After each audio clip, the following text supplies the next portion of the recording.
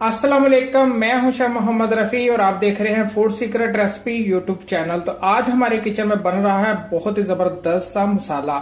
आज मैं आपको मसाले की कैसी रेसिपी बताऊंगा जिसको भी आप रेसिपी के ऊपर डालेंगे, इसको छिड़केंगे, यकीन माने उस रेसिपी में चार चांद लग जाएंगे। इतना ज़बरदस्त सा चटपटा सा मसाला बनता है।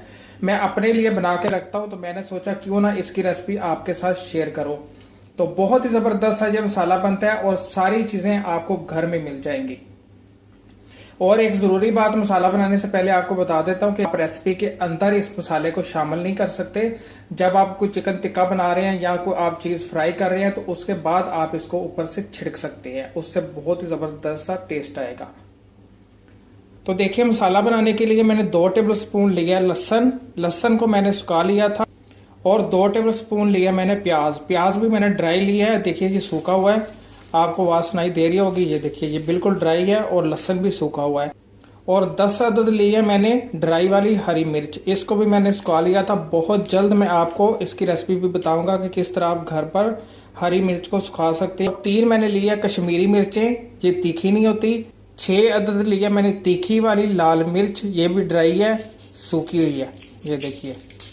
और 1 टेबल स्पून लिए मैंने सौंफ, 1 टीस्पून लिए मैंने सफ़ेद मिर्च, 1 टेबल स्पून लिए काली मिर्च, 2 टेबल स्पून भर के मैंने लिए सूखा धनिया और 2 टेबल स्पून लिया मैंने ज़ीरा।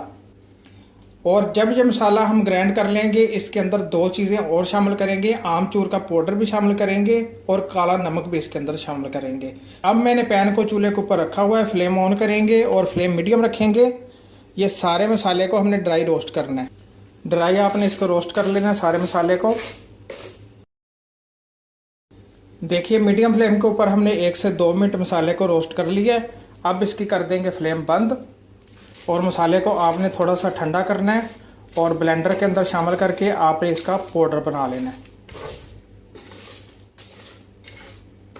मसाले को थोड़ा सा हमने ठंडा कर लिया था, ठंडा करके ब्लेंडर के अंदर डाल के इसका पाउडर तैयार कर लिया है। अब इसको छानना है, छानना बहुत ज़रूरी है। ये देखिए, अब इसके अंदर शामिल कर देते हैं 2 टेबल स्पून भर के आमचूर का पाउडर और 1 टेबल स्पून इसके अंदर शामिल करेंगे काला नमक। काला नमक शामिल करके अच्छी तरह आपने मिक्स करना है। आप किसी भी चीज़ के ऊपर आप इसको छिड़केंगे, बहुत ही ज़बरदस्त सा इस मसाले का फ्लेवर आएगा। देखिए कितना ज़बरदस्त हमारा मसाला बन के तैयार हो गया है।